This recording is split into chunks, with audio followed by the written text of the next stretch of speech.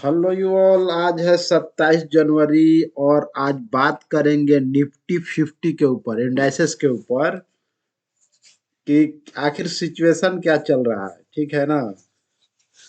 तो सिचुएशन ये चल रहा है कि कल जो प्रीवियस जो कैंडल है कल का, तो उसको आज का जो लो है निफ्टी का कैंडल का लो, ये कल का प्रीवियस कैंडल के लो को नहीं तोड़ा है। ठीक है ना।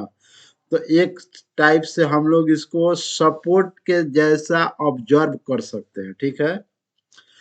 और देखिए, कल ऐसा लग रहा था कि जैसे जो डेक्स और नेस्डेक था वो ज्यादा नहीं गिरा था। ठीक है ना। तो ऐसा लग रहा था कि जैसे कोई गिरावट नहीं होगा, ये निफ्टी हो सकता है कि अप ट्रेंड में खुले, लेकिन हुआ उल्टा। यहाँ से जहां से बंद हुआ था 17,270 के करीब में आके यहाँ पे खुला है निफ्टी 17,067 के करीब में, और वहां से बाउंस बैक किया। लेकिन उसके बावजूद भी कल के हिसाब से निफ्टी 0.97% यानी 167 पॉइंट डाउन ही रहा। ठीक है ना, कल के प्रीवियस क्लोजिंग से। तो ये बात है निफ्टी के ऊपर। ये निफ्टी पहले 100 डेज के ईएमए के पास कई बार सपोर्ट लिया, या उससे नीचे, या 200 डेज ईएमए के ऊपर। तो अभी भी सिचुएशन सेम दिखाई दे रहा है। पहले यहाँ जो लिया है, पहले 20 दिसंबर को सेम सिचुएशन, सेम दूरी है 200 दिनों का। ये जो ईएमआई है, ठीक है ना, 200 दिनों का, वो सेम सिचुएशन है। दूरी डिस्टेंस आप देखिए। ठीक है ना। तो हो सकता है कि एक सपोर्ट ले सकता है। ठीक है ना। एक सपोर्ट के जैसा हम लोग ऑब्जर्व कर सकते हैं। ये कोई जरूरी नहीं है कि सपोर्ट ले ही ले, क्योंकि अभी मैं आपके सामने इस पर चर्चा करने के बाद इंडाइसेस भी दिखाने का कोशिश करूंगा, जर्मनी का, फ्रांस का, और यहाँ अपना अमेरिका का नेस्डेक और डो जोन्स जो भी है, दोनों को प्रेजेंट करना चाहूंगा। लेकिन रात में ग्रीन दिखाता है, सुबह जब बंद होता है, क्योंकि अमेरिका में उल्टा होता है ना हम लोग के यहाँ। वहाँ जब सुबह होता है तो यहाँ शाम होता है, जब वहाँ शाम होता है तो यहाँ सुबह होता है। तो वहाँ 3 बजे करीब में बंद होता है, तो जाके रेड में बंद हो जाता है। तो इसके लिए निफ्टी में कॉन्फ्यूजन का सिचुएशन बना रहता है, चाहे जापान का मार्केट खुलता है, चाहे साउथ कोरिया का खुलता है, या फिर ताइवान का खुलता है। तो ठीक है ना। तो मुझको लगता है कि ये एक टाइप से सपोर्ट के जैसा ऑब्जर्व करना चाहिए हम लोग को। मैं आपको आरएसआई का लेवल भी दिखाने का कोशिश करूंगा। जो निफ्टी का आरएसआई है ना, 37.93 है, ऑलमोस्ट 34 मानिए। और ये सिग्नल लाइन जो है एमएसीडी का, वो सिग्नल लाइन काट के एकदम नीचे आ चुका है। ठीक है ना। तो बाउंस बैक कभी भी हो सकता है, या फिर और नीचे जा सकता है, गारंटी नहीं है। लेकिन मार्केट का एक स्टाइल है, गिर गिर कर चढ़ने का, और गिरना होगा तो चढ़ चढ़ के गिरने का। ये मैं 2-3 बार से बोल रहा हूँ, आप लोग थोड़ा ध्यान रखिएगा, ये बड़ी बात है।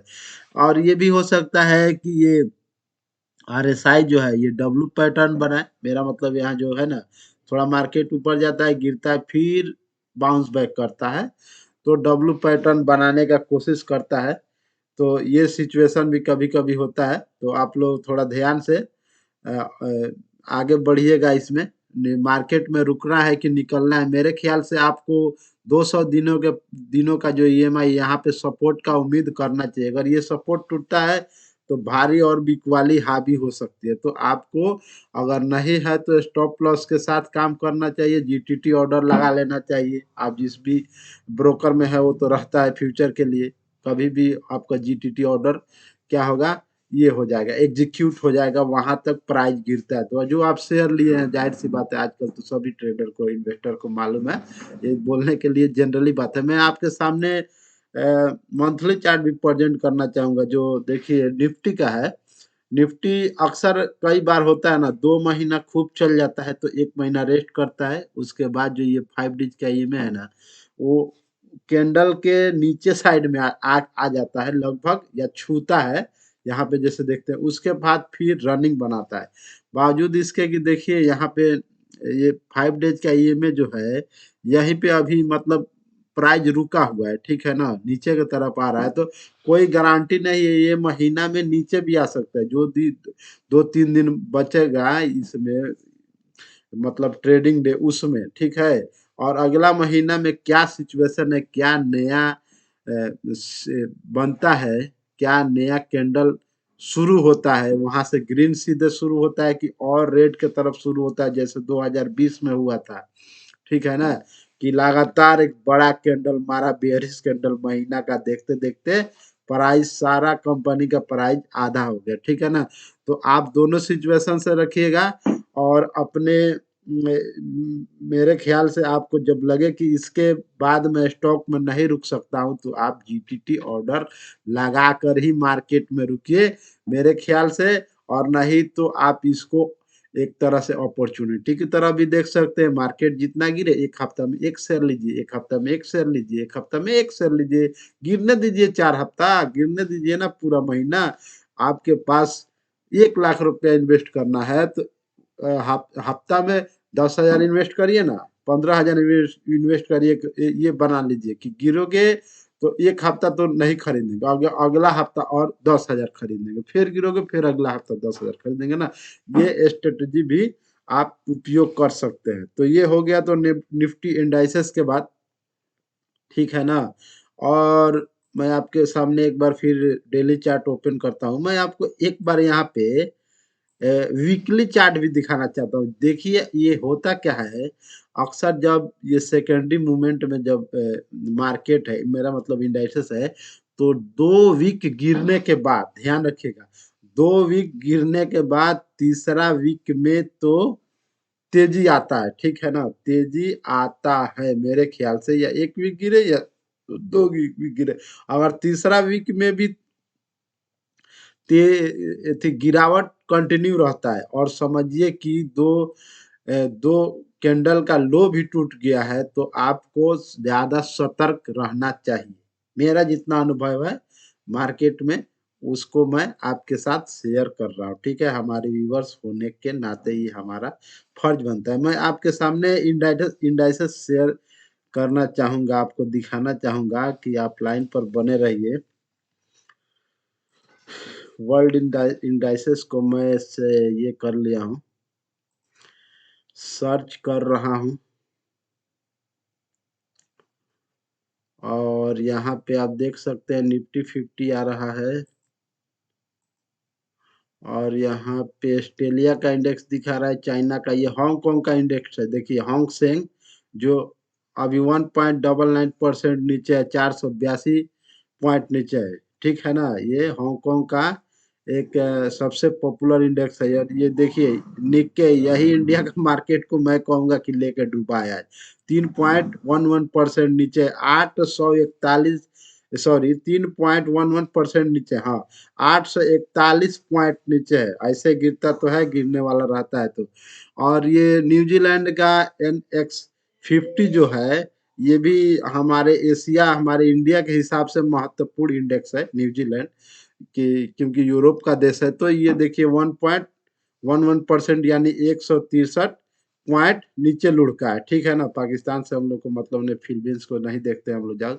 साउथ कोरिया का जो है कोस्पी है, कोस्पी देखिए आज कोस्पी बहुत जोरदार गिरा है, इतना कभी गिरता नहीं है मेरे ख्याल से, 3.50% यानी 94 पॉइंट का गिरावट है। तो ये बड़ी गिरावट है, समझ गए ना। ये सुबह में ये लोग मार्केट खुलता है, ताइवान वेट को देखिए, ये ही मामूली गिरा है, 0.1015, ठीक है ना। और इसका जो पॉइंट है 26, सबसे कम सुबह में खुलने वाले मार्केट में यही खुला है, ठीक है। तो इसके वजह से निफ्टी खास करके प्रभावित हो गया, ठीक है।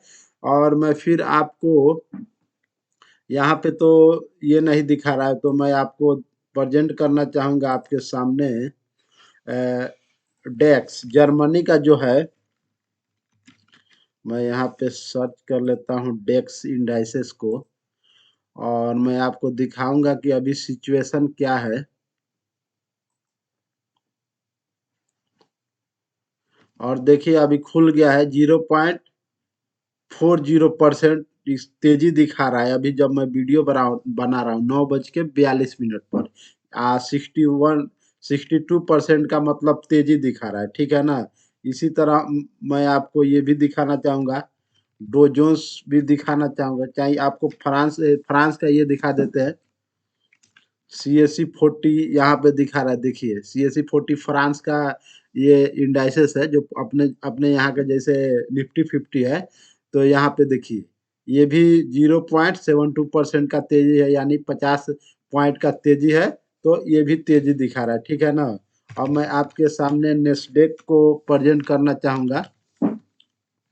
हाँ देखिए, नेस्डेक भी आ गया है। ये 145 पॉइंट की तेजी है, और परसेंट में जो देखे थे 1.07% का तेजी दिखा रहा है, ठीक है ना। ये अमेरिका का मशहूर इंडेक्स है। उसके बाद हम लोग डो जोन्स भी देखेंगे, ठीक है।